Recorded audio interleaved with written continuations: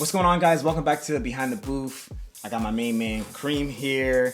And if you haven't seen, we just did this EDM mix with a bunch of subgenres. I think right here, just click that link. It was great. Cream, how are you feeling today? Dude, I'm feeling good, man. I know this was a little time in the making, but it was really fun, man. I could have kept going. Once you get me going, I'm good. Yeah, that's all. How did it feel to be back on turntables for not having been on a Nah, it's like riding a bike, you know? Yeah. For a long time, like turntables were kind of my go-to, my number one choice if I could have a specific setup. So it was nice.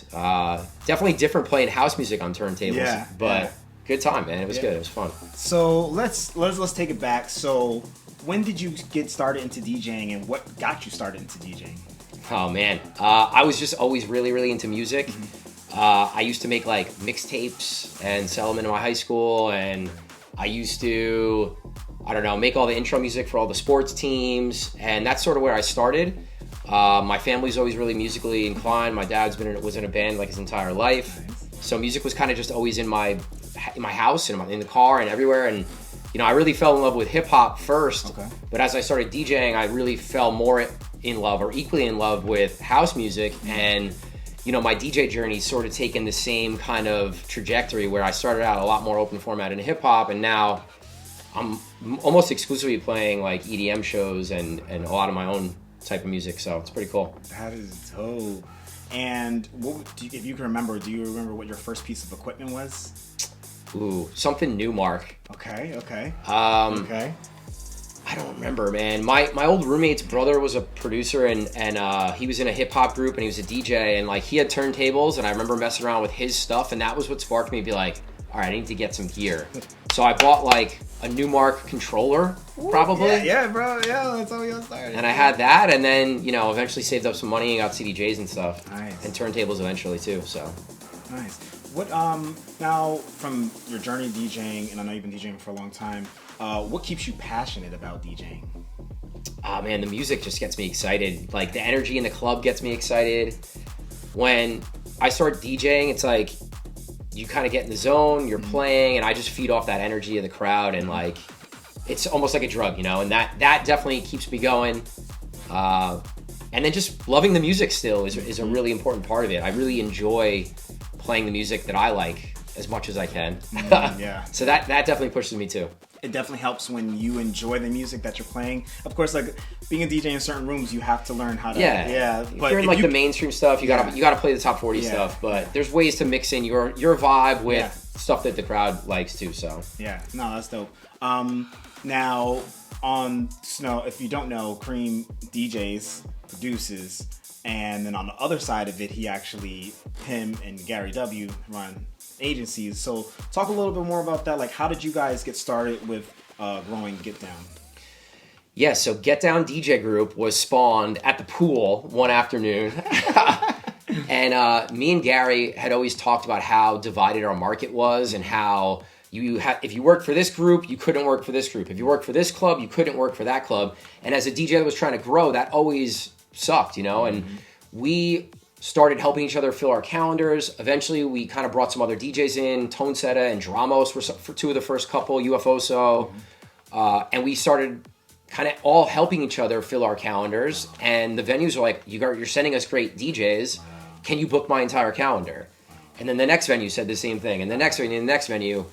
And that's sort of how it started. And it's really, we just want to like create this positive culture, this positive DJ culture, showcase and mentor the young talent in the area is really important to us. Help them reach their goals. Like that makes me as happy now as me getting to play a big show or, putting out a new track or whatever. So as I've kind of continued my journey, like seeing those guys and you guys succeed and do your thing, like it makes me really happy. And that pushes me to keep the agency going forward too. I like that. Now, what would you say some of the hardships or the difficulties of running an agency? Could it be competition with other agencies, or what would you say? What's the challenge? Some challenges that you may face? Yeah, man.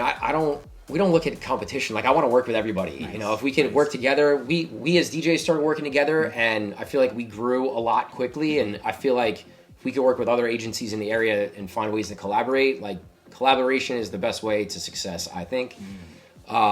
But yeah, some of the hardest things I would say would just be time management with all the different things that are happening. When, I want to continue to put music and content out. I want to continue playing shows and traveling.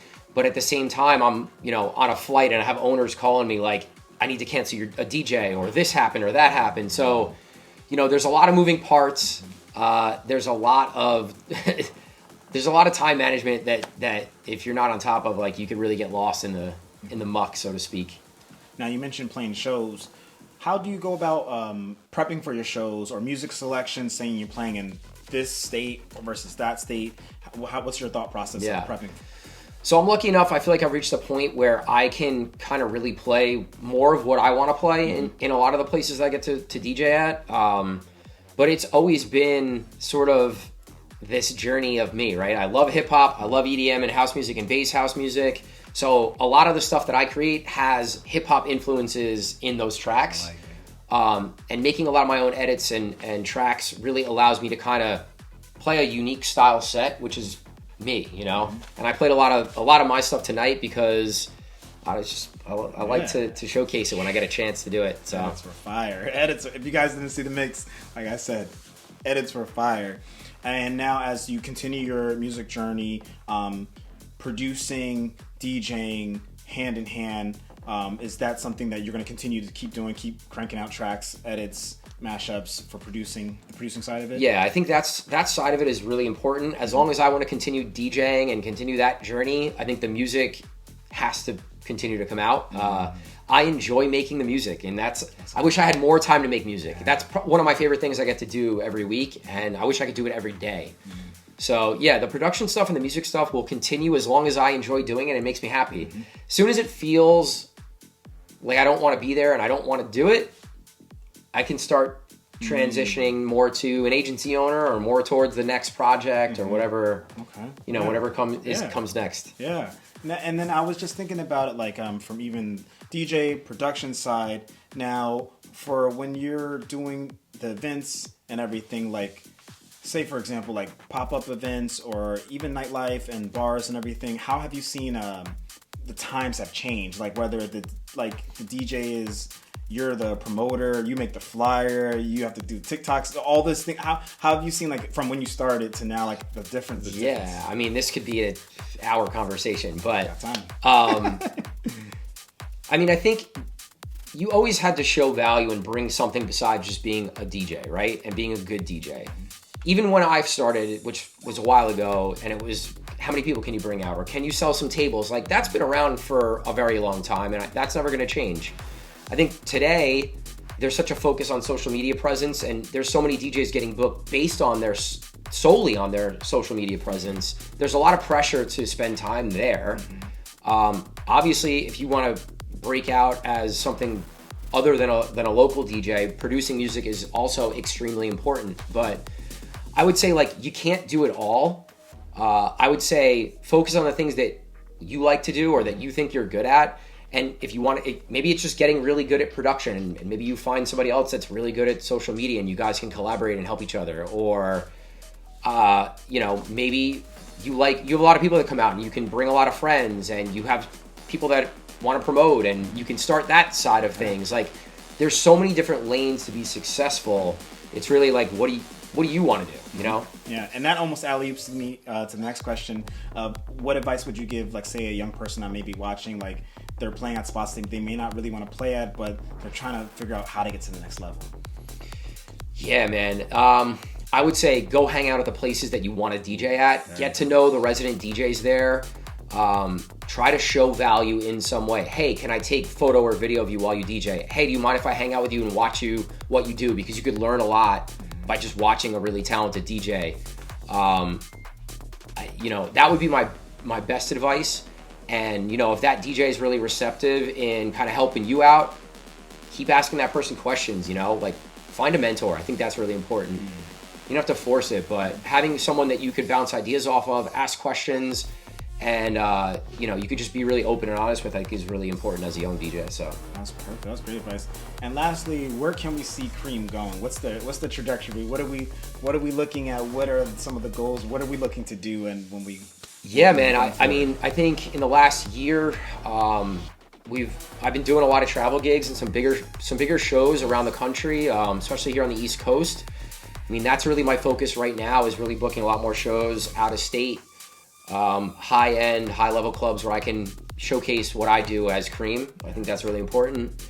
And then, dude, like the Get Down side is also going to continue growing. It's, mentoring more DJs and booking more gigs and more venues. And we have a Discord and a course and all this stuff. We call it the Grow My DJ Business Discord and course. So if you guys are interested in that, drop a comment, shoot me a message. But it's a lot of advice and things that we learn through our experience and try to help younger DJs or even mid-level or higher-end DJs get to the next level. And where can the people find you? TikTok, Instagram, at DJ Cream NYC. You could follow us at Get Down DJ Group also. That's the agency. But I'm all over the place. SoundCloud, Spotify. It's all DJ Cream NYC. So. Well, there you have it. You heard from the man himself. And we're going to check back in, see what he's up to. And don't forget to like, comment, subscribe. Thank you for tuning in behind the booth. DJ Julz, Cream in the building. You already know what it is. Cheers! Peace.